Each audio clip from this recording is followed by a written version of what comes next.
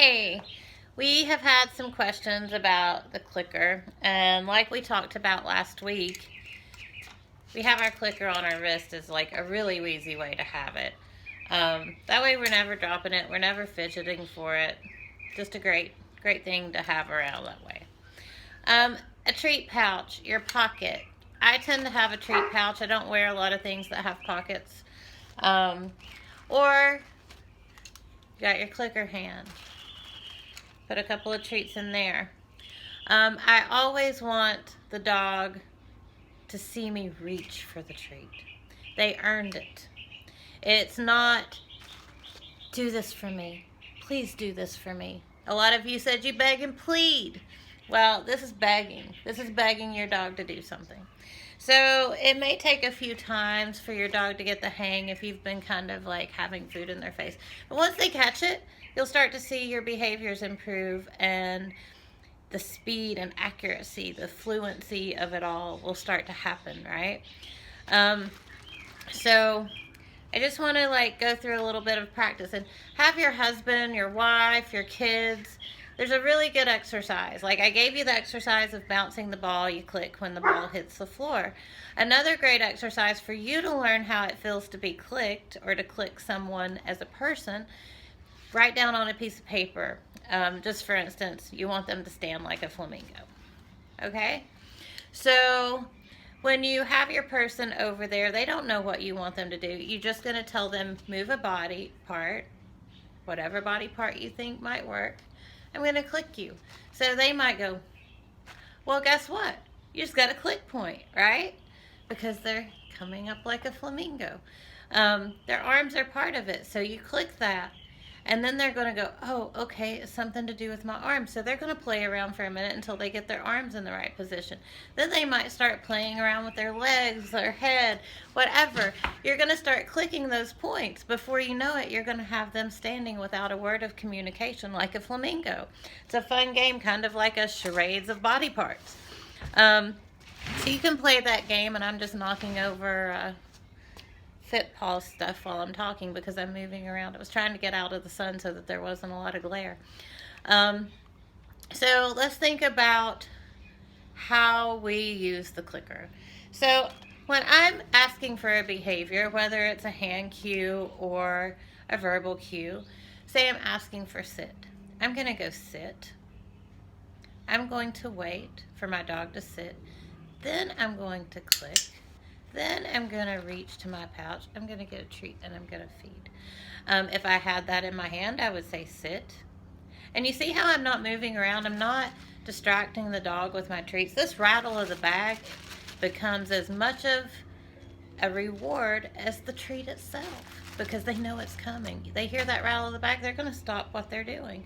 So be as consistent as you can. So if I had a couple of treats in my hand, and I wanted to use this instead of a pouch, I would say sit, I would click, I would come over to this hand, and I would feed.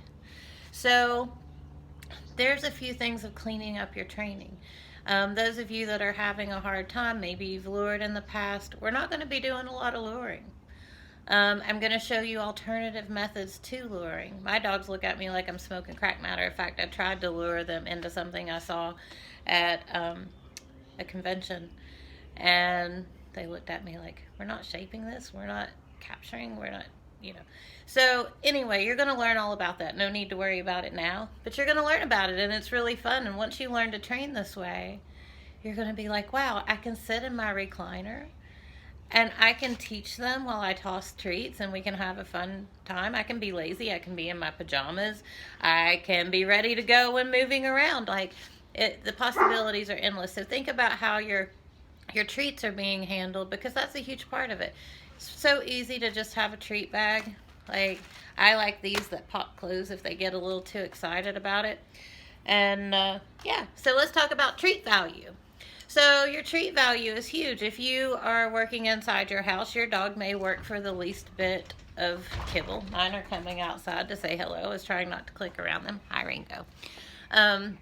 So treat value is huge. If you're working in your living room where they're like totally comfortable, there's no environmental stressors, no distractions, no nothing, you might work for their normal meal, okay? If it's a little bit harder of a behavior that we're teaching and we're teaching in the living room, we might want to up that value of the treat just a little bit. If we're working out on the front of the street to take it on the road, and there's distractions and there's birds and there's squirrels and there's kids and people moving by, you gotta up that value. That might be some, pureed liver with cream cheese mixed in and a squeeze tube that they get a little lick of here and there. So we want to think about how our treat value. So a treat value, your lowest value would be like if you feed kibble, there's your lowest value. If you step up a little bit, that might be just a regular, boring treat. Come up from there, you might go into the dehydrated raw foods. Come up from there, we go into real meat, cheese, chicken, beef, liver, lung. You go into these higher things. But when we talk about value, the same value for my dog, hi Ringo, isn't the same value for every dog. So we have to kind of play around with this. I like to take my hands and put one treat in each hand. Let the dog sniff. Which one do they go to first? So there's your first higher value treat. Take another treat and pair it against that treat. See which one they sniff out. So you start to build a hierarchy of things. So that's going to change over time. They're going to get bored with something. I always like to have a couple of different values in my pouch. You'll often see that I'm got several bags. I don't right now because I cleaned it out before this. But anyway, I'll have several bags of things ready to go so that if my dogs start to lose interest in what I'm holding, there's something else coming. Another thing is keeping your treat really small. I know you want to work. I'm sorry. We will in a minute. Keep your treat really small. These treats can be the size of a pea or smaller. They do not need to be big. If I took this treat and I tore a piece off, do you see how small that is? Can you see it? That's a small treat. That's enough. That's all you need. They like working for more rather than getting full and working really fast with big treats. Another thing is crunchy treats. They take a lot of time to chew. So that's something you want to think about. A soft, small treat that just goes down like that so you can get that next repetition in really fast. That's all you need. So don't overthink it, but think about what your dog finds most rewarding. What does your dog like to eat? What's their favorite thing? Reserve that. Use it for training.